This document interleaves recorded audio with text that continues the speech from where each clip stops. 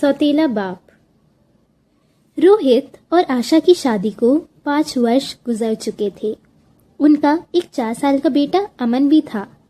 वे तीनों खुशी खुशी अपने जीवन में मस्त थे। तीनों में बहुत प्यार था।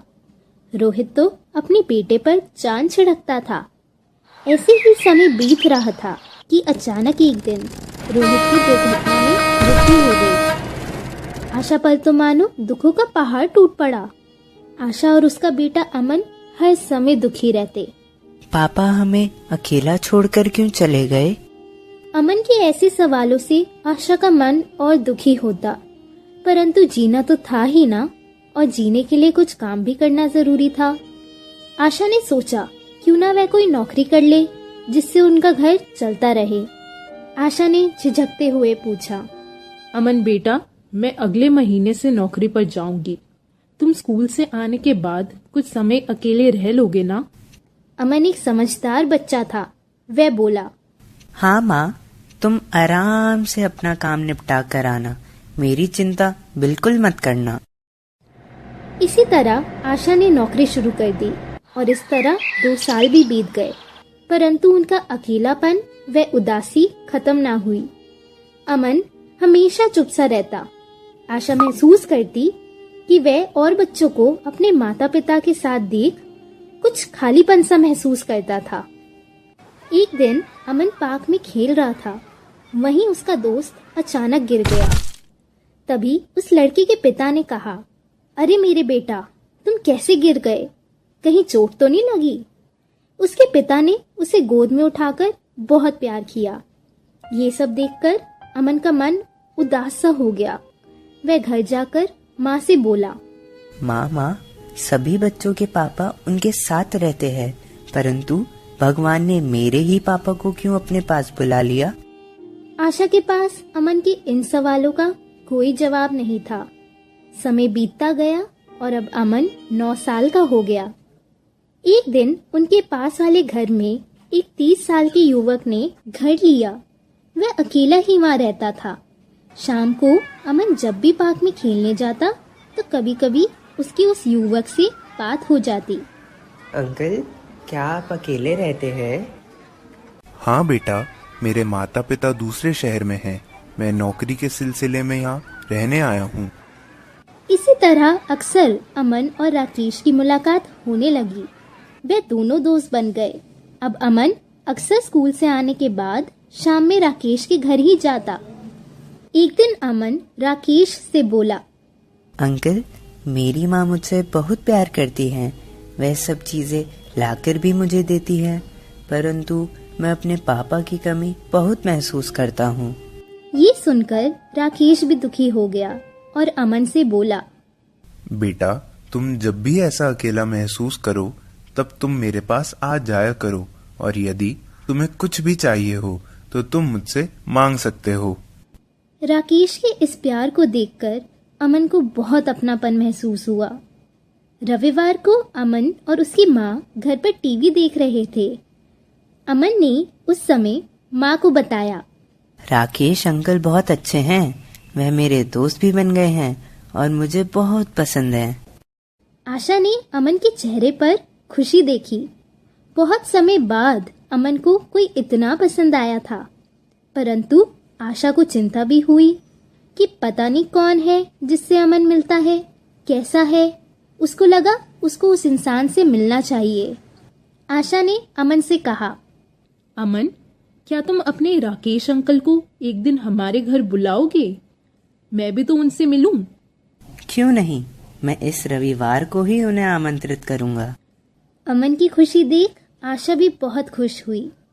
रविवार का दिन आया और राकेश अमन के बुलावे पर उनसे घर मिलने आया।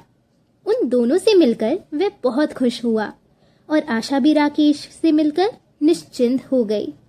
वह भला और अच्छा इंसान था। अमन और राकेश की दोस्ती देख वह बहुत खुश हुई। इसी तरह समय बीतता गया। दोनों घरों में आपसी तालमेल बढ़ता गया। राकेश अब उनके घर का सा लगने लगा था। राकेश मन ही मन आशा से बहुत प्रभावित था। वह उससे पसंद करने लगा था। एक दिन देखकर राकेश ने आशा से अपने मन की बात कह डाली। आशा, मैं तुम्हें पसंद करता हूँ। अगर तुम्हें आपत्ति ना हो तो क्या हम शादी कर सकते हैं? मैं अमन को अपने बेटे जैसा ही प्यार दूंगा। आशा ये सुनकर थोड़ा हैरान हुई कि वह एक विधवा और एक बच्चे की माँ से शादी का प्रस्ताव क्यों रख रहा है। एक दिन अमन, राकेश व आशा तीनों पार्क में घूमने गए। वहाँ अमन व राकेश को साथ खेलता देख आशा को बहुत अच्छा लगा। उसे लगा कि यही एक रास्ता है जिससे मैं अमन का अकेलापन भर सकती हूँ। अपने लिए ना सही, अमन के लिए मुझे ये प्रस्ताव स्वीकार कर लेना चाहिए। तभी अमन अचानक गिर जाता है। उसके माथे पर चोट लग जाती है। राकेश जल्दी से उसे उठाकर अपनी गाड़ी में बिठाता है और डॉक्टर के पास लेकर जाता है। डॉक्टर अमन की पट्टी कर उसे आराम करने की सलाह देता है। राकेश उसे घर छोड़कर सभी दवाइयाँ व फल लेने बाजार चला जाता है। अमन के प्रति इतना लगाव देखकर आशा निश्चिंत हो जाती है। कुछ दिनों बाद आशा और राकेश शादी का फैसला कर लेते हैं। शादी के बाद राकेश आशा के साथ उनके घर पर ही रहने लगता है। अमन भी इस फैसले से बहुत खुश हुआ। सब साथ में खूब हंसी खुशी अपना जीवन जीने लगते हैं। इसी तरह 2 वर्ष बीत गए। आशा और राकेश का एक पुत्र हुआ। वे चारों बहुत खुशी से रहने लगते हैं। परंतु अपना पुत्र होने के बाद राकेश का मुंह उससे बढ़ जाता है। वह अमन से पहले जैसा प्यार नहीं करता था। अमन और आशा ये बदलाव महसूस करते हैं, पर वे सोचते हैं ये तो स्वाभाविक है, कोई बात नहीं। एक दिन अमन अपने छोटे भाई के साथ खेल रहा था। खेलते खेलते अमन के हाथ से खिलौना बच्चे के मुंह पर गिर जाता है और बच्चा रोने लगता है। अमन, ये क्या किया तुमने? तुम्हें जरा सी भी समझ नहीं? ये कहते हुए उसने अमन के मुंह पर जोरदार चाटा जड़ दिया। अमन रोने लगा। ये सब देखकर आशा हैरान हो गई और सोचने लगी कि इतनी सी बात पर राकेश ने अमन को मारा और भला बुरा कहा। क्या अमन की जगह आज अगर उसका अपना सगा बेटा होता तो क्या तब भी वह इतनी सी बात पर ऐसे गुस्सा होता? आशा राकेश के इस व्यवहार से बहुत दुखी हुई। वह सोचने लगी कि यहाँ शादी तो उसने अमन की खुशी के लिए की थी। अगर उसे पता होता कि राकेश बाद में बदल जाएगा तो वह कभी भी ये शादी ना करती। परंतु अब क्या कर सकते थे, ये सोचते हुए आशा भी रोने लगी। राकेश दिनों दिन अमन से दूर होता जा रहा था। अमन उदास रहने लगा था। उसका मन अब घर में नहीं लगता था। आशा ने उसे एक छात्रावास में आगे की पढ़ाई करने के लिए भेज दिया। इसी तरह समय बीतता गया। अमन अपने स्कूल की पढ़ाई संपन्न कर घर वापस आ गया। अब वह काफी बड़ा हो गया था और घर आने पर उसे पता चला कि राकेश को किडनी की बीमारी हो गई है। उसकी सेहत दिनों दिन गिरती जा रही है। वह अब नौकरी छोड़ चुका था। आशा पर ही सारे घर की जिम्मेदारी थी। वह काम पर भी जाती, राकेश का ध्यान भी रखती और बच्चे को भी देखती। ये सब देखकर अमन को लगा कि माँ पर तो सभी का काम आ गया है। वह कब तक अकेले सब कुछ संभालेंगी? इस तरह तो माँ की तबीयत खराब हो जाएगी। उसने अपनी माँ से कहा, माँ, आप सारा दिन ऑफिस में काम करके आती हैं। आते ही आप पिताजी की सेवा में लग जाती हैं। इस तरह तो आप भी बीमार पड़ जाएंगी। बेटा, पर मैं कर भी क्या सकती हूँ? तेरे पिताजी की सेहत दिन व दिन गिरती जा रही है। मुझे ही तो उनका ख्याल रखना है। माँ, आप निश्चिंत होकर ऑफिस का काम संभालें।